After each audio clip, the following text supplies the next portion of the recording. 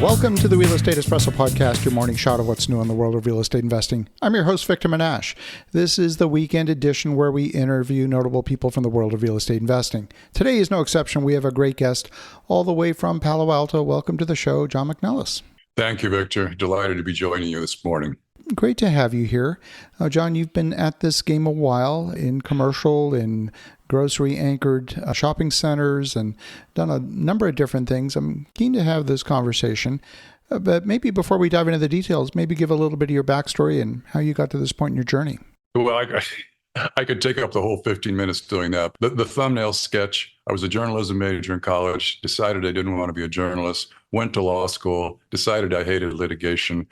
Fortunately, my law firm had a real estate practice. I shifted over to being a real estate lawyer, loved that for a while, and then decided that the business guys were making all the money. And I was working nights and weekends filling in contracts.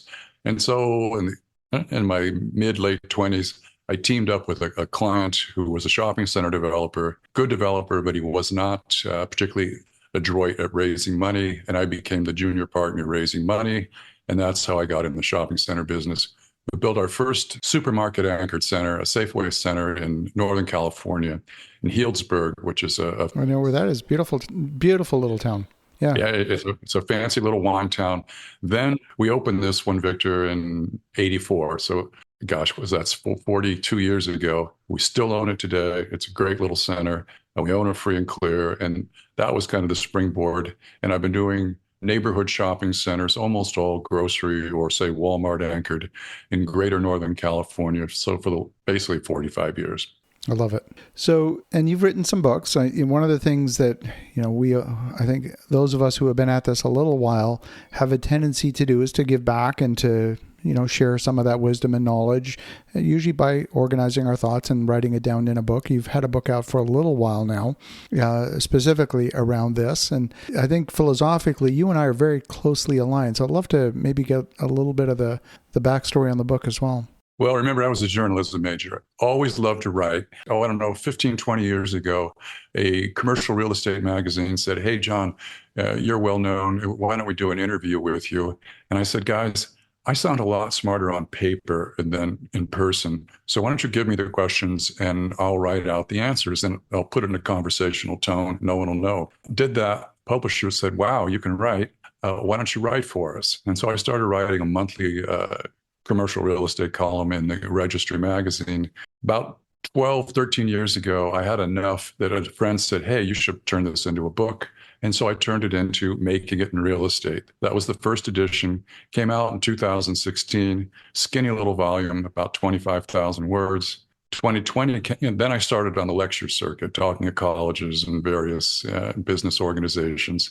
Questions arose, and I kept writing. New issues, ideas came up. Did a second edition in 2020 when we had nothing else to do. Of course. And then I kept talking, kept writing, kept interviewing people. And I came out with the third edition this spring. And in it, I decided, because I've reached a point in my career, frankly, I don't care. So I added a big fat section on my worst mistakes. I picked 6 or 7 deals out of the 100 or so we've done that we really blew, and added that, and added a section on property management. The book's done quite well. It's taught nationwide at the best colleges you can think of. And it's called, by the way, it's called Making It in Real Estate. Love it. The learning comes from the mistakes, not the successes. And of does. course, even the successes have potholes and bumps in the road along the way. So surviving those is also a great school. But really, it's those difficult moments that really test you from a resourcefulness perspective, from a character, figure out who your real partners and friends are. All of those things come to the forefront and expose the underlying fundamentals. So I love that you did that, because not everybody has the courage to do that. Yeah, people tell me that, but then I say, well, think about it, guys. If I can write about all the money I've lost, I must have made a whole lot more to still be here, right? Sure. So, yeah, I guess it does take some courage, but it's just plain old honesty, I guess. And I'm happy to share.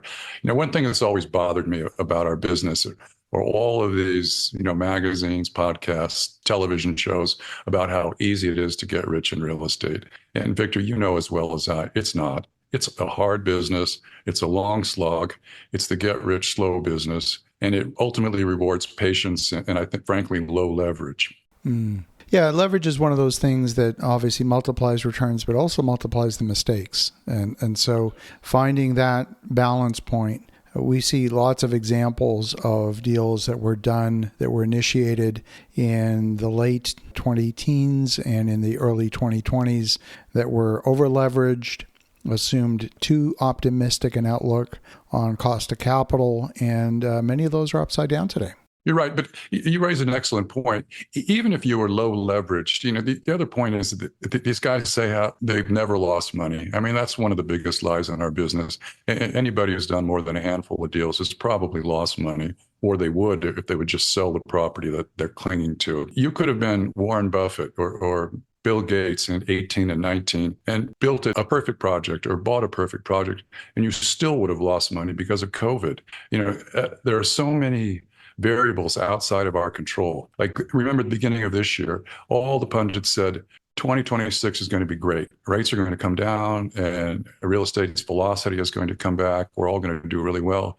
And then boom, we get into the Iran war and everything turns around. So, I mean, the public service announcement, to the extent there is one, is that you are going to lose money. So be careful not to lose too much at any one time. There's so many investors that I speak with today that are sharing that perspective that over the last couple of years, many have been capital called, a few have lost some money. As a minimum, the future didn't turn out the way it was projected to be on the initial pro forma. So all of those things are true. When the rising tide is lifting all boats, it makes everyone appear a lot smarter than they really are. And those that are smart are really returning to the fundamentals, and they're taking a much more conservative outlook, and they're looking at, like you said, lower leverage. And yeah, it does hamper the return somewhat, but the most important thing is, number one, return of capital. Second, rate of return on capital. But first and foremost, it's all about capital preservation and safety. I totally agree. So when you are looking at projects today, what fits your investment thesis? I don't know. Are you doing a lot of deals? Are you pencils down? Where are you seeing the opportunities? Great question. What we look for year in, year out, and for basically our whole career, call it the last 50 years, is if we're doing a development deal, we look for a yield 200 basis points or 2% greater than the cap rate that we think we're going to be able to sell it at. So if a supermarket in the old days that they were selling at an 8 cap, and so we would look for a 10% cash on cash yield. Same thing today, but now a good center is selling about 6%. So we would look for an 8% cash on cash yield on stabilization. Now, I have to say, I don't know how it is in Ottawa, but I'm pretty sure across every town in America, ground up development today, Victor, is not working. It is just interest rates where they are, 7, 8%, on construction costs where they are. And then there's a fair bit of uncertainty as to what the exit cap rate or sale price is going to be. Ground up development isn't working.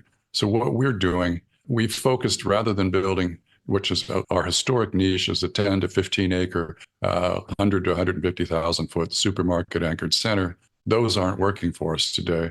So we've scaled down. We're doing 1 to 2 acre pad deals for fast food restaurants, notably Chick-fil-A. And there we're buying the ground, we're taking the entitlement risk. But then once we're through that risk, which we can calculate more or less, then we're ground leasing to Chick-fil-A. So they take the construction risk, and it's not a lot of money. So we're not taking it, and we're paying cash, frankly. So we're not taking a financing risk. And these small stores, Chick-fil-A's, McDonald's, Starbucks, and so on, they're like loaves of bread at the supermarket. There are so many hundreds of them, if not thousands, are sold all the time, that you can be pretty careful. You know what the price is going to be on the exit, within 10 or 20 basis points. So that's what we're doing right now. We opened one, not much more than a month ago, and we're already in escrow to sell it, and pretty much along the lines of exactly where we thought the cap rate would be. I think where one of the opportunities exists is if you think about how the pharmacy industry has evolved. You have all of these Rite Aid, CVS, Walgreens locations, many of them anchored right on a high traffic corner. The size is pretty much in line with what you just described. You might need to demolish and rebuild, but maybe even in some cases repurpose an existing structure with a major renovation. You might be able to get that done for at least a bit of a discount. Are you seeing those as opportunities? That's a great question. In fact, I'm laughing because I have a Rite Aid that I had several, but the one that I kept was in a brilliant location in a really nice suburban town, Orinda, here in Northern California. And I've been trying to get rid of the damn thing it's been empty now for 18 months. I don't think, so that one is about 2 acres and it doesn't lend itself to a fast food user. So I'm kind of stuck with that one at the moment. But I think the right corner, yeah. The problem is your basis is going to be so high.